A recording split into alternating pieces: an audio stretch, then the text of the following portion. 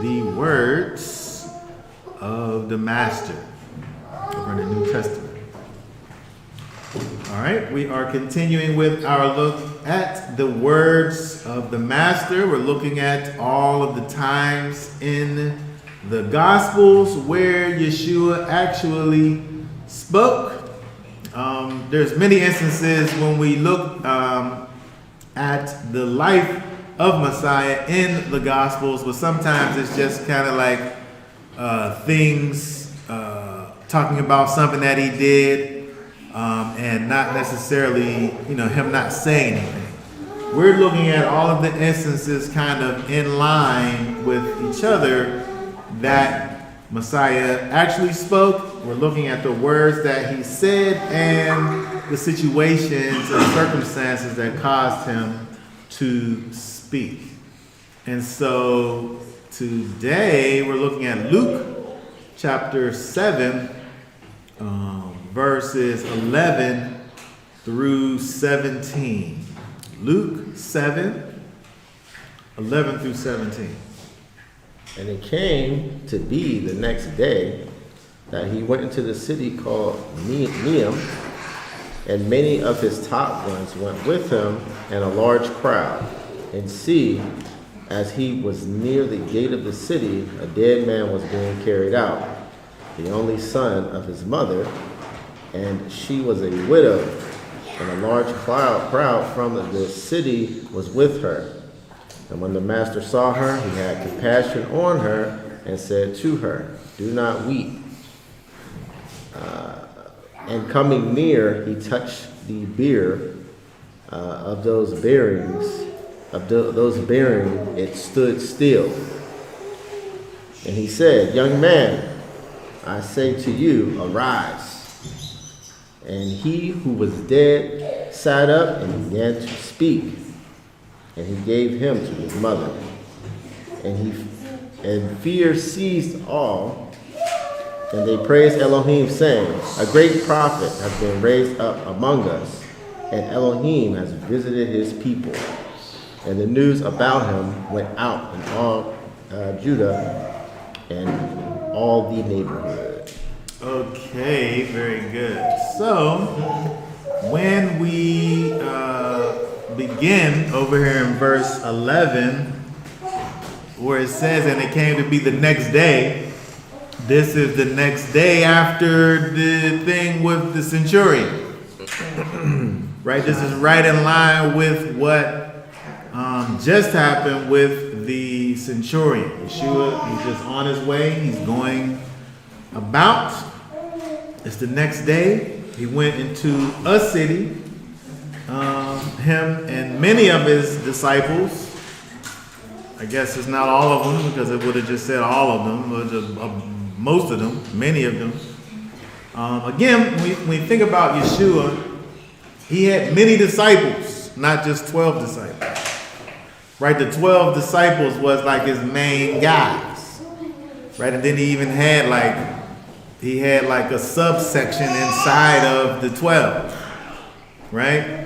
And so we think about Yeshua and his disciples, and then I guess sometimes we automatically think about the 12 disciples, when in fact he had many disciples that walked around with him and spent a great deal with him, but then he kind of had his main kind of, his core group that, sometimes it is specific in talking about it, and sometimes it's kind of broad, like here. So here you have his disciples, many of them, and these other just random people, just a large crowd. Yeshua was quite, I don't know what else to say besides famous, where he just goes around and people are kind of just following him around, watching and waiting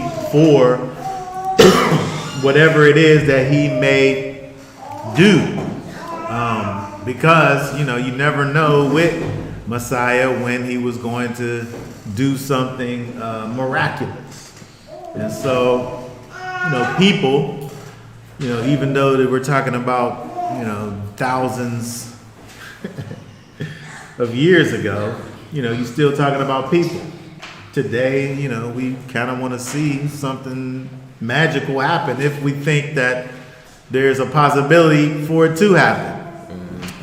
You know, we kind of, you know, I would say kind of in a negative way with the way social media is, you know, the inviting nature in it is the fact that you never know like what it is that you're going to see. But it's just like a new way of tapping into a thing that's inside of us just as human beings. We're like, we want to see something amazing. And so the same thing is true for these people where you have just people not necessarily connected to Yeshua, but they're following him around even still. And so it's interesting when we look at, there's a few things I wanted to kind of talk about when we look at this whole situation. If we look at verse 12 here, can you read verse 12 again for us here?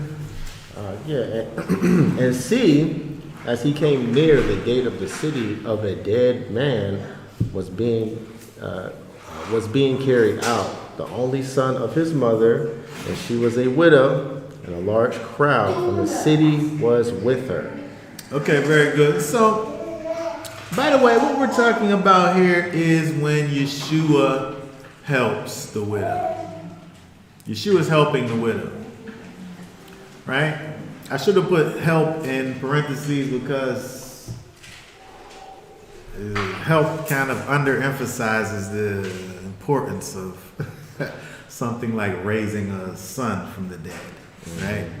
But be that as it may, you know, when I think about the custom that we have where we, you know, someone dies, we do whatever we do to the person and we sit them up in a place and we go and we look at them and we, you know, in the South they take pictures of the body. You know, we go and we come together, we talk about the person. We have this thing that we put the body on display. I never really, I don't know about it. I can't, it's hard for me to understand this custom that we do. But when you look at what's going on right here, it's kind of a type of that. You know, where they take the person who has died. There was more of a speediness to the situation. What we see here is the people taking the dead person from wherever he died at to a place where they're going to bury him. Right? So they're in transition. Right? This, I would think, probably the people that were there were honoring probably the person or the lady. Right? Maybe they don't know the guy, but they know the lady or they know the guy. Another custom that these people had were you had people who may not have known the person at all, but were that come to help in mourning. Professional mourners. Professional mourners. Just to add the solemnity, the solemnness to the situation, mourners would come and they would wail. And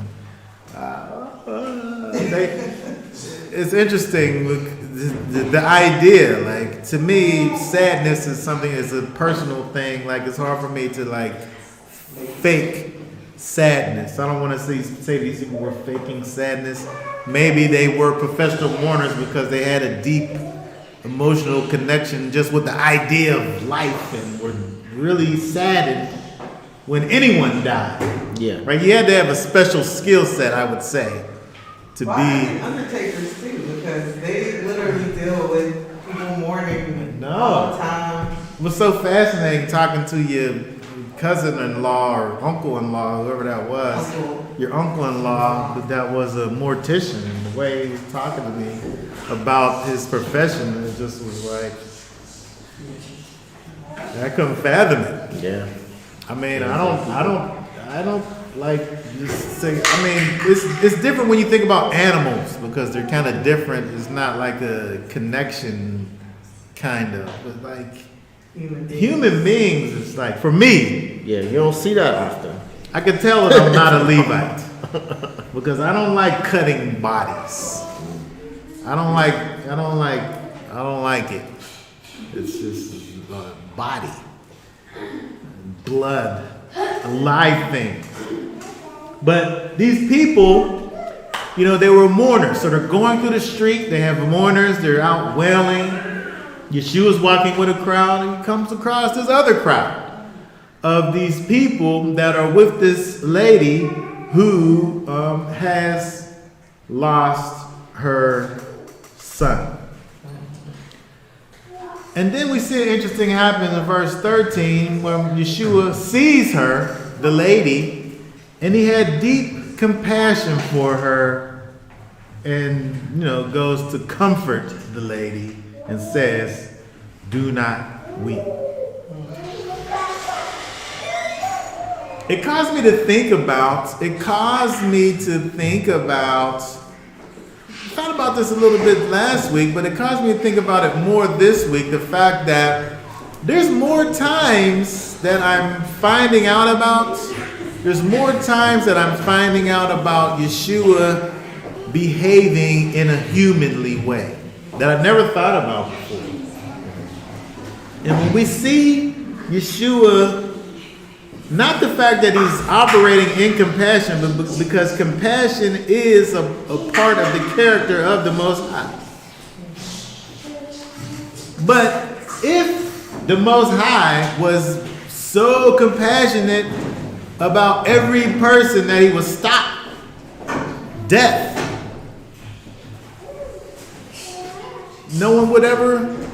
everyone would be alive. No one would ever die. No one would be sad. He would deal with every cry that happens. But the reality that we live in is the fact that the rain falls on the righteous and the wicked. Because of the fact that we live in the state that we're in, we deal with the consequence of death, and people live and people die. And the Most High is not being incompassionate by letting people die, but he's just letting the course of things play out. But Messiah at this time in his physical body looks at the situation, is filled with compassion, and decides to aid this lady here. Which, again, to me, is quite interesting. Yeah. And it's something that I never thought about in this way before, that when we see this happening, to me, it expresses the humanity of Messiah. Because the Most High, of course, knows the end from the beginning. And Yeshua, in his divinity, does as well. And so if he's thinking completely with his, divine mind, he just lets the things that's supposed to happen play out. But he decides over here to have some extra compassion for this particular lady, where I guess it serves two purposes here, because all of these things that the master does in terms of his miracles that he performs, they also serve a purpose in his ministry, where more people can crowd around, and more people can see what's going on, and more people can come and see who he actually is. I said this before, but it's something for us also to think about, the fact that there's no demand put on this lady as far as whatever her situation is before he decides to deal with this lady. He don't do no inspection in her life situation and say, I wonder what your life is like. I wonder if this boy over here just was in a fight that he started and it was killed by someone justifiably. He didn't even think about none of those things. He looked at this widow. He looked at this lady who lost her son, her only son. And he deals with her in that realm only, right? And so he goes and he helps this lady on the strength of her situation, in spite of whatever it was that caused for him to be there, the dead person in the first place. It says that he had compassion. That word there, what's that word there? Compassion in the Greek. He had compassion for her.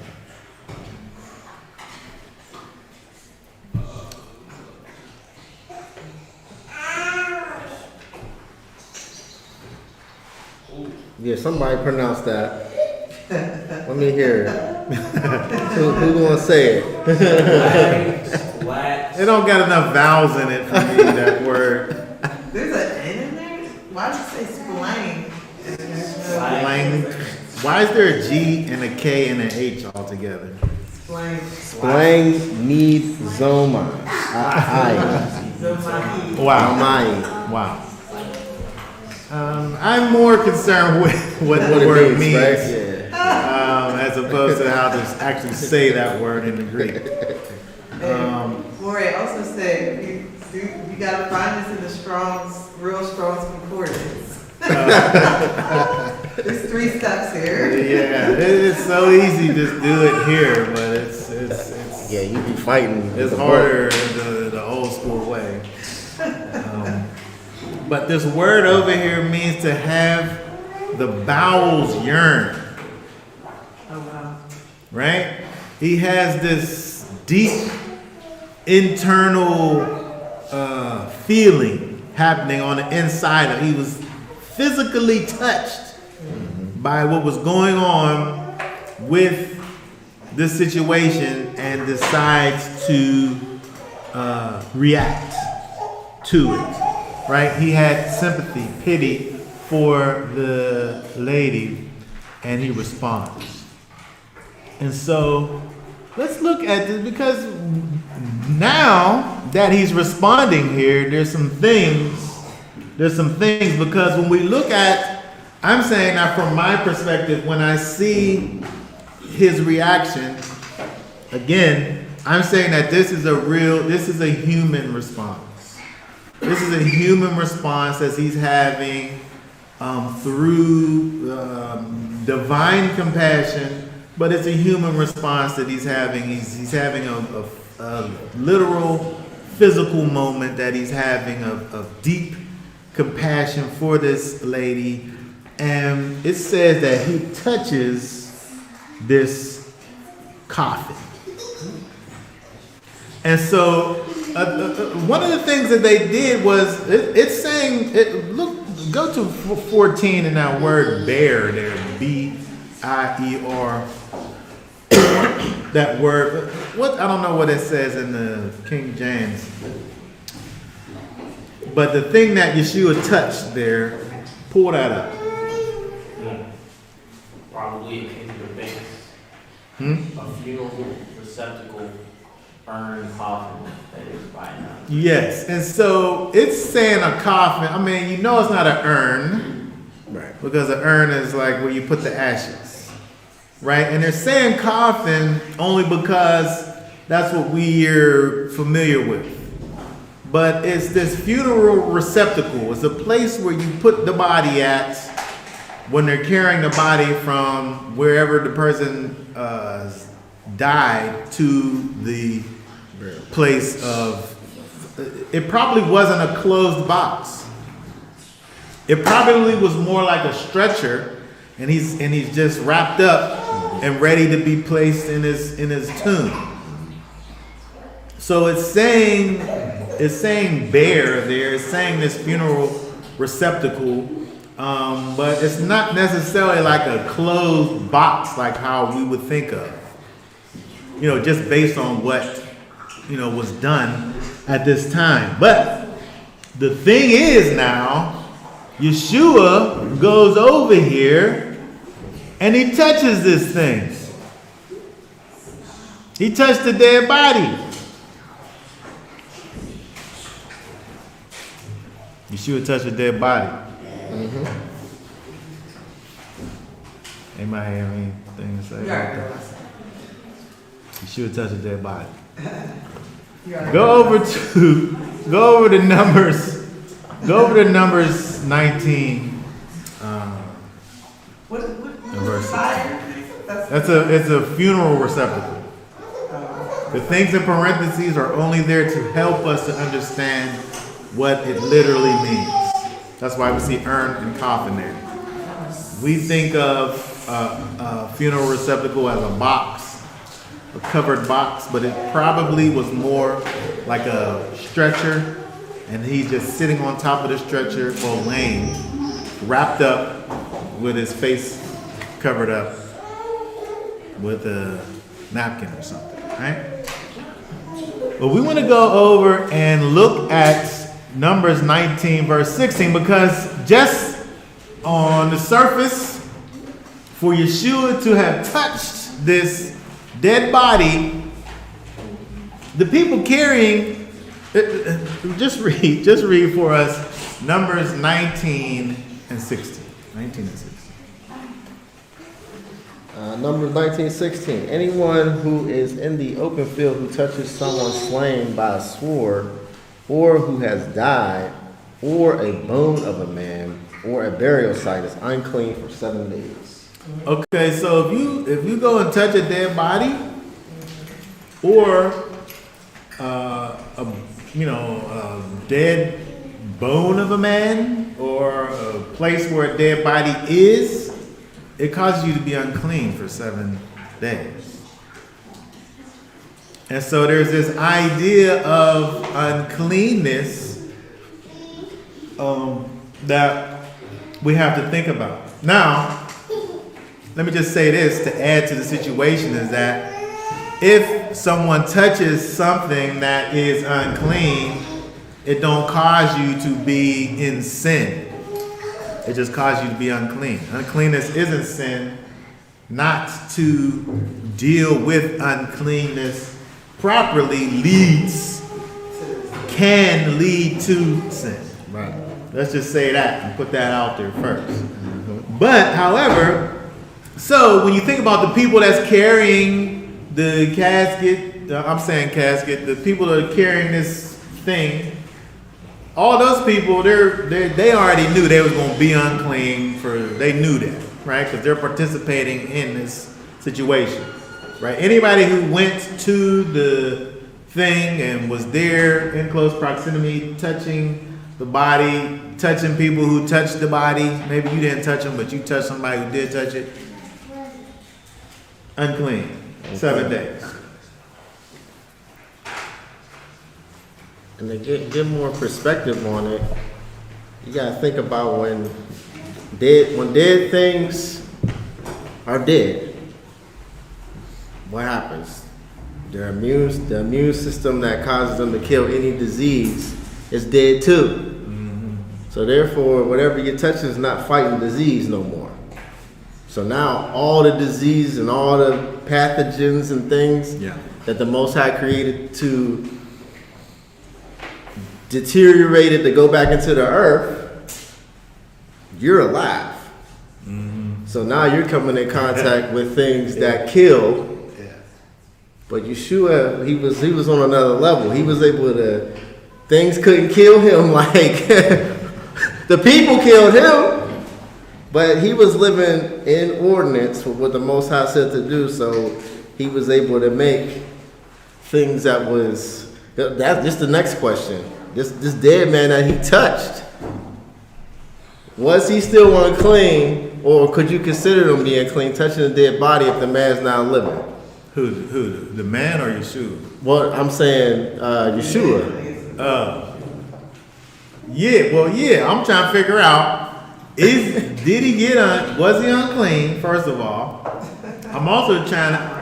I want to go along with what you're saying because I learned from Tyrus's uncle-in-law that when they do all of this stuff with the body, filling it full of juices and extracting it from all of its natural juices is not to preserve the body.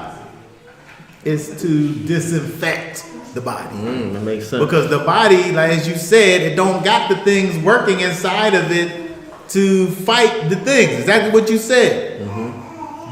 All of that stuff they put in the body is not to preserve the body. They don't want to do that. That's not the point. You stuck to this man probably for an hour.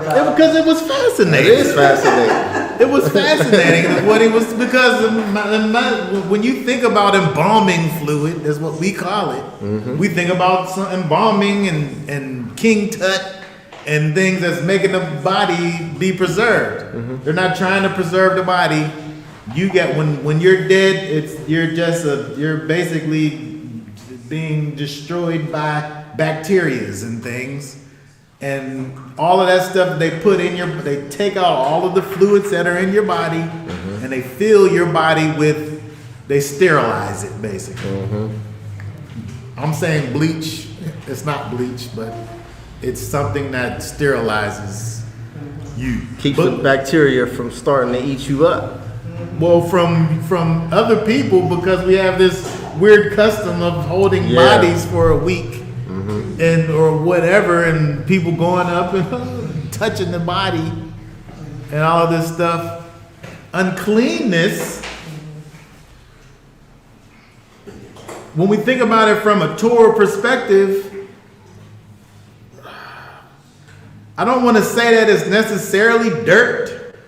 Uncleanness is kind of like a status, but when you think about it, there's a literal uncleanness involved with the status of uncleanness. I'm gonna say it's germs because it can't be dirt because we always come in contact with dirt. Well, I'm saying dirt just kind of as a general, kind of a generic term. Yeah. Not literal dirt, but I'm saying that it definitely must involve things that can be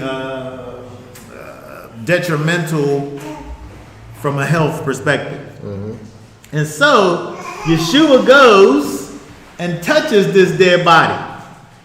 Now from a Torah perspective, he becomes unclean by doing that. Go ahead. But you know what I say. What do you say? I say that anything touching the altar becomes made clean. Okay. You say that so much that it's like it's a verse. Pull that verse out. While you're doing that, Now, all of them under the strong concordance is no actually do. okay, but just do what you got to do while you're doing it. But I want to think about the fact that Yeshua, we want to add this to the situation. Yeshua is here touching this dead body. There's the idea that we're thinking about is he becoming unclean as he's doing it? We don't have a consensus. No one wants to add to the situation. I'm going to say it don't seem like it seems like to me that he kind of is affecting the situation It's not with his touch. Yeah. He don't become unclean, no. It don't. I don't think it can. Huh? What you say? How can the cleaner become unclean? Like everything that touches the cleaner gets clean. He came to clean. He came to clean. When you think about what's the Dawn commercial? Right? When you have the grease in the water, the greasy water, and you put the Dawn on it, and then the Dawn Right. pushes the dirt and the grease and the grime out of the way. And so Yeshua, who is life, if life is touching, as he's touching this life, it seems like, I'm just saying that the way it looks, it seems like that death is moving out of the way Oh, yeah. with his touch. Just like if he's light, when light comes to the situation, darkness, like the song, darkness tries to hide from the light, right? And so Yeshua, but it's interesting when we look at what he does over here. He does two things. He touches it. It says he touches it. He touched the thing, and it stopped the people in their tracks, by the way, because this is highly unusual what's going on. The people that was holding on to the thing stopped. They stood still. And then so he touches the thing, and then he speaks words now. So there's two things that's happening here. He's touching, and he's also speaking to the situation. Was you able to find what you were looking for? I want to say that, I just want to say for the record that I feel like the thing that you're searching for is kind of theoretical, not wrong. Yeah. I mean, my computer's working really slow. Okay. I'm only for a long time. Okay, keep searching. But while you're doing that, I want to think about what we see in Ezekiel 37.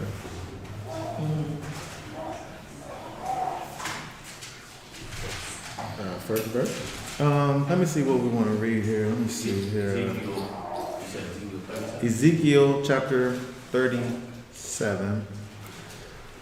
Let me see what we want to look at.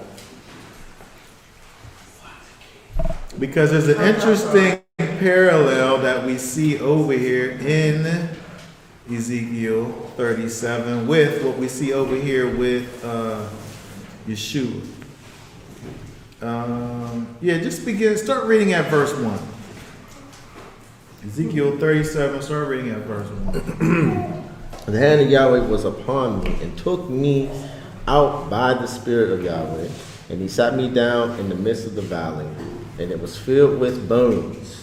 And he made me pass among them all around and see, and there were very many on the surface of the valley, and see, they were very dry. And he said to me, Son of man, would these bones live? And I said, O Master Yahweh, you know. Let me just say this. When you think about a dead body and its bones that are dry, we're talking about something that has, because we are mostly liquid, right? We're so wet Right. as humans, Right. And so this place of dead beings is dry. So it's well dead, Yeah. right? This guy's recently dead. Over here, when we look at Ezekiel 37, these people is just not even, they're very dry, right? They're beyond wetness. Okay, keep on moving. Verse 4. 4. Okay. And he said to me, Prophesy to these bones, and you shall say to them, O dry bones, hear the word of Yahweh.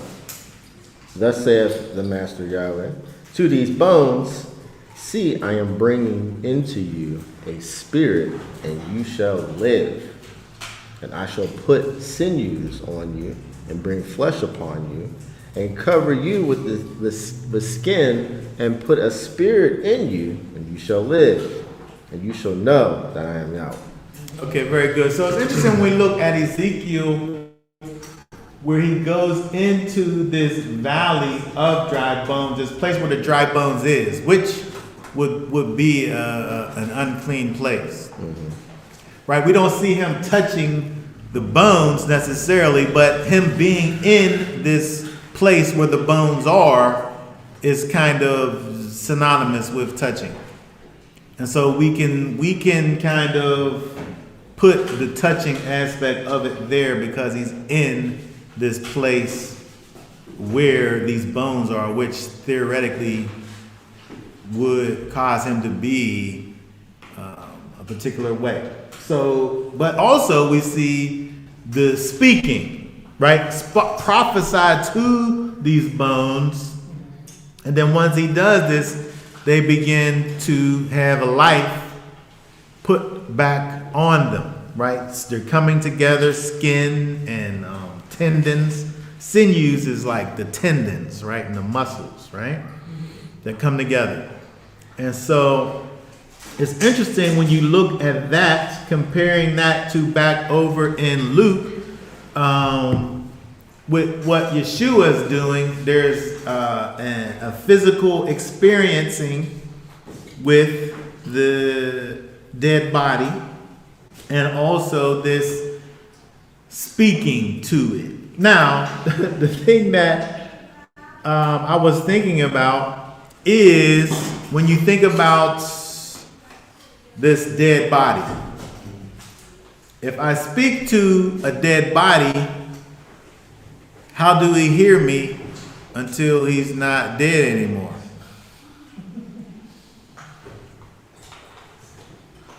What? I don't even know what you just said. I'm saying that if somebody's dead, if you talk to a dead person, do they hear you? No. If you talk, only their spirit's still in there.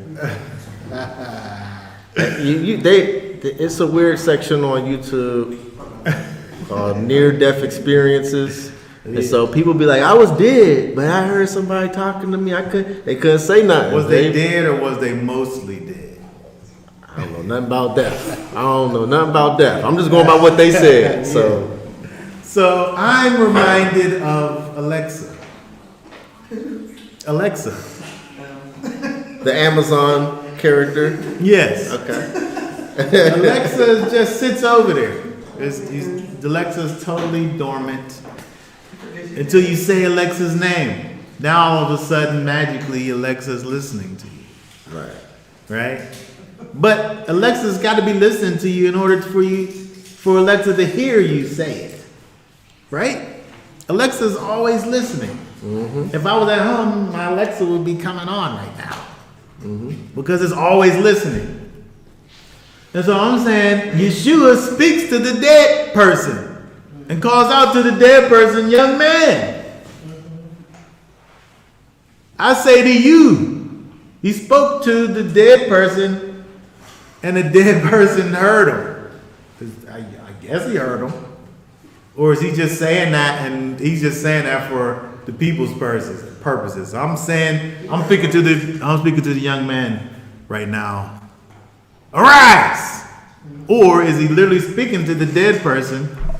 Is he calling out to the depths of wherever he is, saying, all right, come on out of there? I think the scripture says that, people are asleep. No, it refers to death as being sleep. It does. Right? When you go and sleep with the fathers, it's kind of euphemistic saying of being dead. But some spirits get trapped and they ain't sleeping. I don't know what I'm talking about here. I think it might have been Ezra. I was just going through Ezra this week, and it talks about how some spirits, like, they don't have no rest. I figure if you're sleeping, you're resting, right? But some spirits don't got no rest, so I don't know. There's like some caveats to it. Yeah. And so when we look over here at what's going on with Yeshua calling out to this person, I just think it was interesting that he's calling out to this dead person. But at the same time, we're still thinking about the idea of him he touched him first, though. I don't understand why you didn't touch him. All you do is talk to him. Is it all he had to do? All you do is talk to him.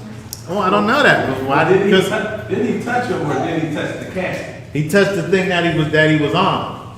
And so he added life I'm saying that he added life to the situation over here. Because of the fact that now he's talking to the person and he's responding. So you This said, is just me thinking so you about said it. that just with the touch that I'm saying that there's things that are going on here. I'm talking about the idea that there's uncleanness. yeah. I'm talking about the fact that even if whoever this is that's touching them, as a person that belongs to a particular nation, a rule for that nation is if you touch this thing that's unclean, you become unclean.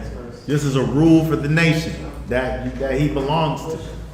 And so according to those rules, he's reaching out and he's touching. And by the way, we don't know if Yeshua goes somewhere, we don't know if he goes somewhere and does the things that will be necessary for him to do after this. This is all we're just talking right now. We're just talking. It don't talk about it. It's questionable if it, from a technical standpoint, is even necessary because of the fact of who he is. If he's life and he touches the thing, is it even dead anymore? Is he still touching something dead if life is touching it? That's what I'm saying. Like, so is he really even touching a dead unclean thing if he's making it be clean when he's touching it? No. Maybe not. It's he breaking the barrier. Like I got a book. Yeah, because he's going in, but he's in between. He's like he's past that. He's like life. He's life. He's manifest. So- And so he's touching his dead body, but maybe life at this point is like spreading Exactly. from even the casket. Yeah. The wood that he's on is becoming alive. Exactly. After life touched it. And it's spreading onto him all the way up to his ears. Whenever he said, "Young man, get up." That's exactly right. I got a book called Quantum Touch, and it tells you how to do it, and it proves it. Like that's why he was going up there and touching him. Yeah. I mean, it's like the woman who had the issue of blood. He didn't have to touch her. He didn't have to say you were healed. She touched life. Exactly. She was healed. She went back to realms. Yeah. Yep. I guess it's the same concept, right? It's something that's on him. Life is just emanating from his whole being all the way to his person, to his clothes and garments, where he just got life just dripping off of him, where somebody just touched it, and then she is just filled with life from just touching him. Touch that. I'm just saying, so when we think about this idea of Yeshua touching uncleanness, it's interesting when you're thinking about what's going on,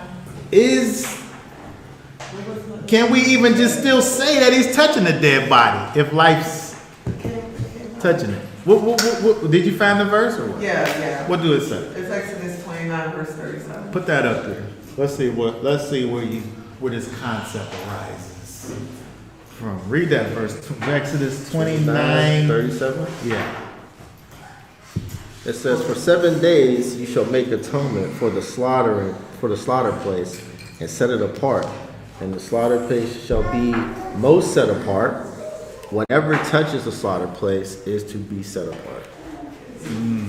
Well, that's not that translation, of course. But in the KJV, What the KJV say? whatsoever touches the altar shall be holy. It doesn't make it like it has to be holy before touching the altar. That's interesting. It has to, whatever touches it Shall become holy. shall be holy. Has to be holy. I'm about to go on mine. Yeah. I think that really calls for us to have an understanding of these words and how to Yeah. put these things together, because one could say that one would have to have been holy in order to, or you could think about how you're thinking about it as a thing, because you could think about like in on the Day of Atonement. On the Day of Atonement, what the priest has to do is go in there and cleanse the temple because of all the work that has been done, kind of in a way causes the temple to need cleansed, as if it takes on the dirt, quote unquote, of the sins. And so maybe like it's filled with I'm gonna jump it out the window. Maybe it's filled up with a year's worth of cleanliness, and then like a little bit comes off every time. So it's making things clean when it touches, but it wears off after a whole year and got to be it got to be recharged at on the Day of Atonement. Well, also I would say that the offerings, even though they are without blemish, they're just without blemish to the human eye. So Yah is taking something that he created, he knows the ins and outs of it, and he's taking that thing and he's saying that it's without blemish, but that's just from our human perspective of evaluating if it's without blemish or not. There's a particular set of standards that it meets, a particular set of requirements to say it's good. Just like when the priest looks at a leper or someone who's unclean, there's a particular set of things that he's looking for, and if he meets these qualifications, clean. But when we think about Yeshua now, we're talking about the idea of him. I'm just gonna say from my perspective, Yeshua must be. I'm saying this is just my thoughts. Okay, I'm saying that Yeshua must be unclean if he touches a dead body, unless he causes that thing to be clean when he touches it. I'm saying if he don't cause the thing to be clean when he touches it, then he must be ceremonially unclean when he touches it. I'm saying that he has to be the spiritual Don touching that spiritual grease and grime and causing that dirty, slimy thing to be squeaky clean when he touches it. Or else it's completely necessary for him to leave that place and go and do what Torah commands for him to do, because as a man walking around, he still has to walk according to the Torah. So the scriptures say in regards to Yeshua that he was blameless. Right? He walked in sinful flesh and was blameless. And so I'm saying that something has to have had happened in order for him to be able to move in the way that he moved. That's my thoughts. And so let's add to this. Let's go over to Colossians. Because let me just say, I wanted for someone to say what they thought, and nobody's telling me what they thought, so I'm just gonna tell you what I think. I think that holy Messiah is touching that dirty, dead thing and causing it to actually not be that anymore. I thought I said that. Well, I'm saying somebody else. Okay.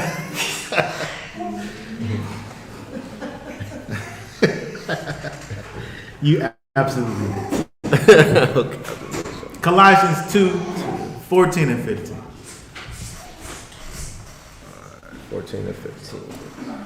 Having blotted out that which was written by hand against us by the dogmas which stood against us, and he has taken it out of the way, having nailed it to the stake.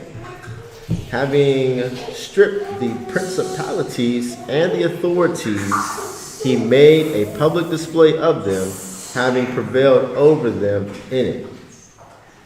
When Messiah dies and becomes the sacrifice for all those that believe on that said sacrifice, when he does that act and dies and is dead for 3 days and rises from the dead, he solidifies something.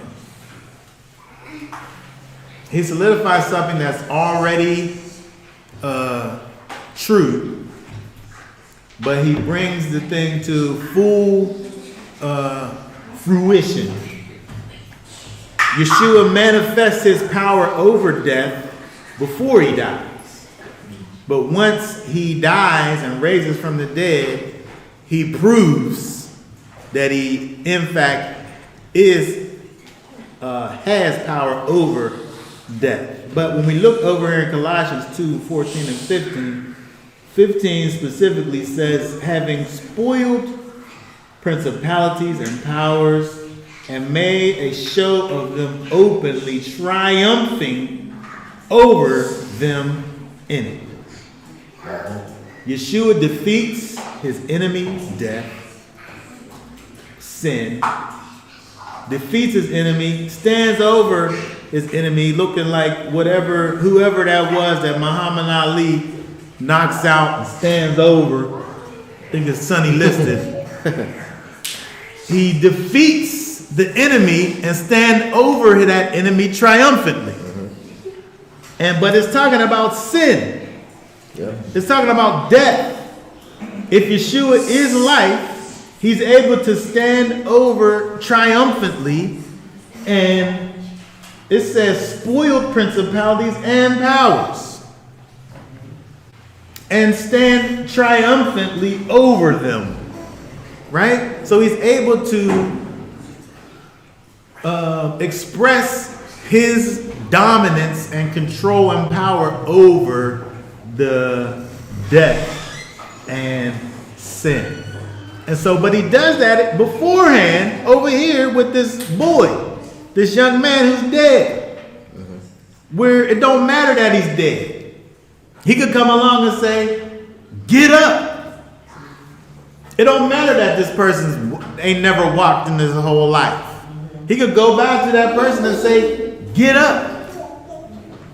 He could go over to these people that didn't never see before, and he could talk to the person and say, look, see. People that never spoke before, he could go over to them and say to them, speak.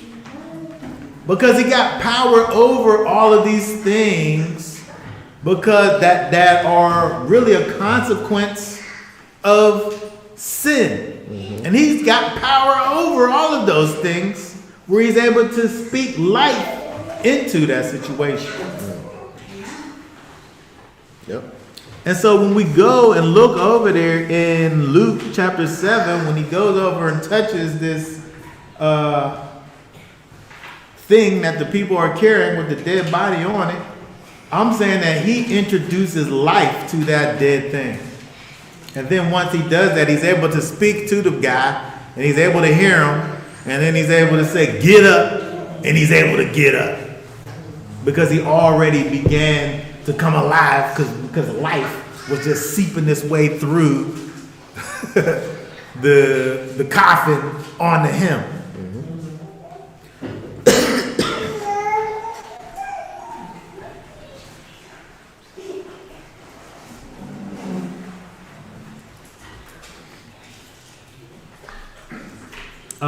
Go to 1 Corinthians 15. 1 Corinthians 15, 55 through 57.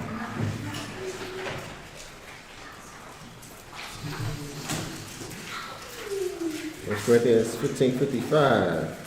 O death, where is your sting? O Sheol, where is your overcoming? And the sting of death is the sin, and the power of the sin is the Torah. But thanks to Elohim, who gives us the overcoming through our Master Yeshua Messiah. Okay, very good. So we're able to understand and see and know what's what in terms of Yeshua and who he is and what it is that he came to do. Death, we learn through the actions of Messiah, is something that is conquered in Messiah. Yeshua has power over death. Okay? All right, so let's keep on going. Anybody have any thoughts, questions, comments? I just want to say, Yes. just listening to you explain, it's just, when I think of that, it's just a divine power. They have some power to make someone walk. That was going on for so many days. That is a divine, magnificent power. I always, when I read this scripture, or hear this scripture, I think of Yeshua could be 10 feet, 20 feet, 50 feet away from me. I know I'm healed. Because that is a divine power. So just listening to you explain that, just a divine, magnificent, that's a magnificent power. Yeah. Yeah. Hallelujah. Yeah. And this is what Messiah is. And so when we look back over at these verses and we see that this dead person got up and he started talking, the people over there said, here, go back to Luke 7 and read again verse 16. Luke 7:16, and fear seized all, and they praised Elohim, saying, a great prophet has been raised up among us, and Elohim has visited his people. So we're able to look and understand and really think about the fact that if you witness something like this, especially if the person is letting it be known and understand that they're operating on behalf of the Most High. Mm-hmm. If you're witnessing this happening, I mean, you're gonna be just like these people over here. It says fear seized them. They saw that thing and they was like, what in the world is going on over here? Fear. Look at that word there, fear. Verse 16, fear seized them. They were seized by this thing here. Put that up on the screen for us. Phobos. Right? Many of these kind of medical words are connected either in Greek or Latin. Phobos, we can understand. Phobia, right? Fear. To be put in fear, alarm, fright, be afraid, exceedingly fear, terror. These people were afraid, greatly afraid, so much so that they were stopped by their fear. And then they began to praise the Most High. Mm-hmm.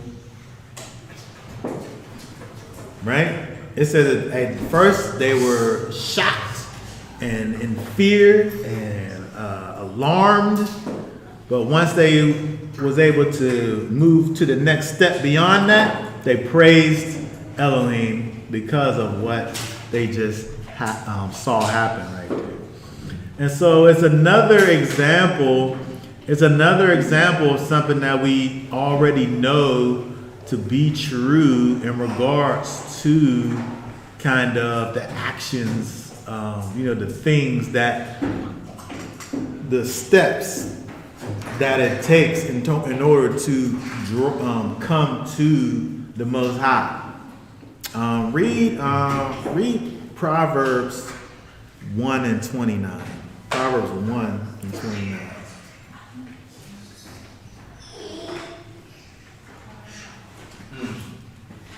Proverbs 1 verse 29, because they hated knowledge and did not choose the fear of Yahweh.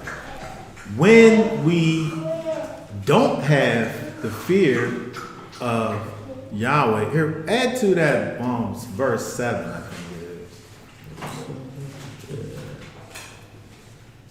is. Verse 7, the fear of Yahweh is the beginning of knowledge.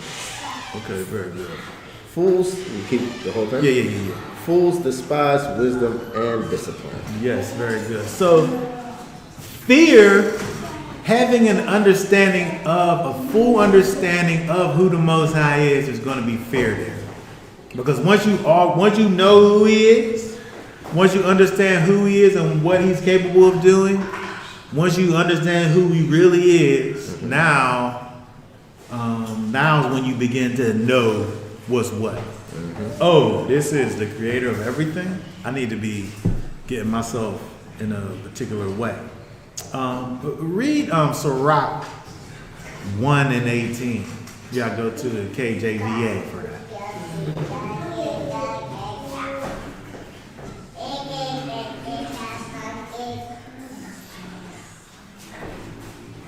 Sirach what?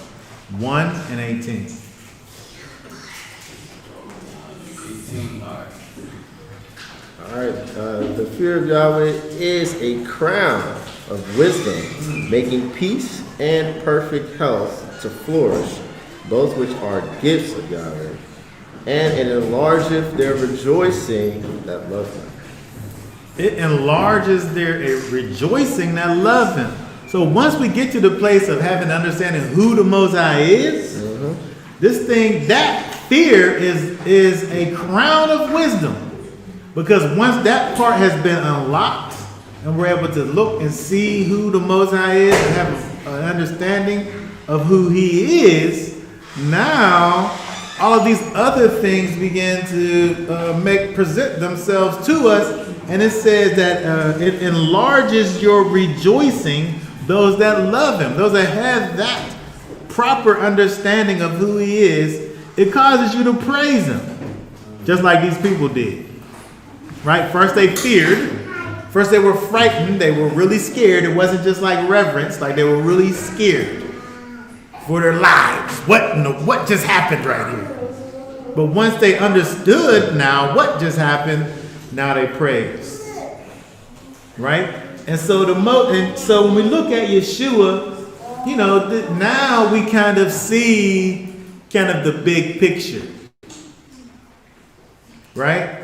Yeshua, when he looks and he sees this mother who just lost her son, and he has this moment of compassion, we could say, well, he's just having this moment where he's overcome with something in his bosom, where he needs to deal with this lady's sorrow. Or you could think about the fact that in his divine knowledge and understanding that there's an opportunity now for him to do this action, which is going to cause more people to turn towards the Most High and worship Him. Right?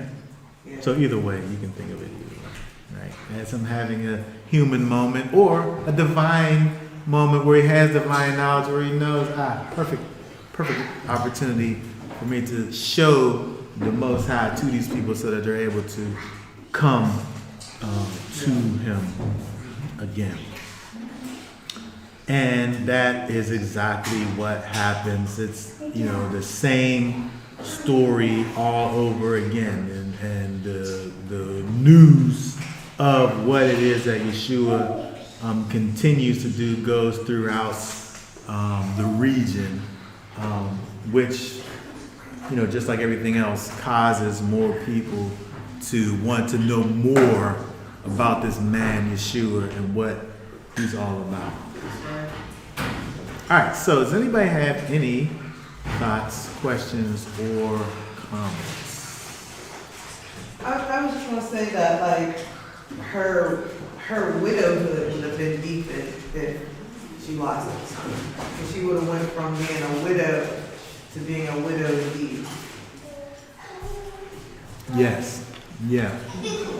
And so, right, and so when you think about the lady, of course, I like to think that, it could be thought of many ways, but I do like to think that Yeshua looked at this lady and really did have a personal experience with her situation and dealt with that situation. Maybe she wasn't ready, right? Maybe she wasn't able to live that reality that she was that she was already experiencing however long it was that her son had died. Maybe she wasn't able to hack it. And here comes, just at the perfect time, Yeshua, to add to her situation and, help this widow to not lose her baby son, however old the son was. And so what we want to be able to kind of go away from this whole situation kind of thinking about is the fact that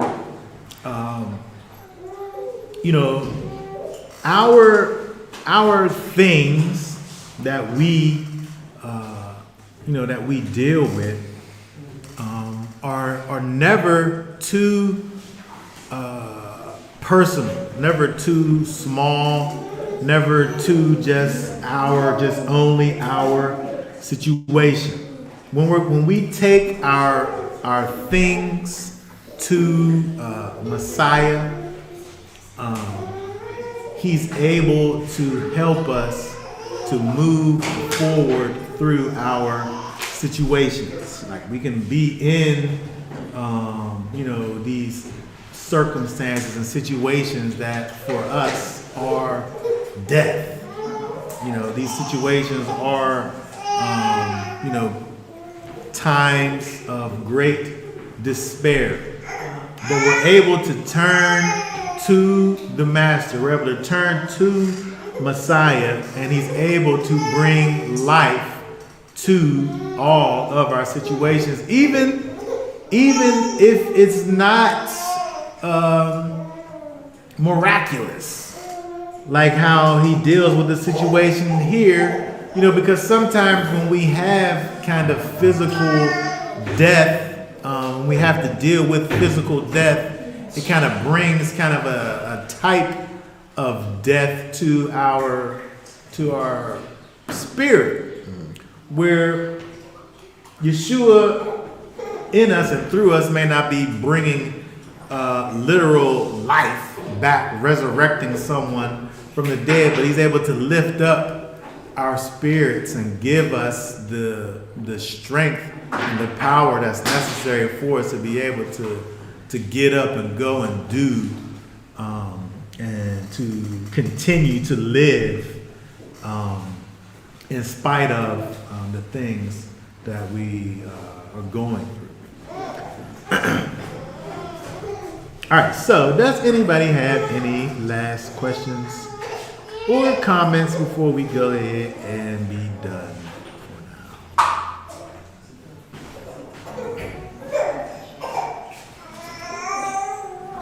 now? Okay, all right, so that being said, we'll go ahead and be done for now. Y'all willing, we will be back on next Shabbat to continue our discussions about Messiah. And for now, we'll go ahead and say Shabbat Shalom. Shabbat Shalom.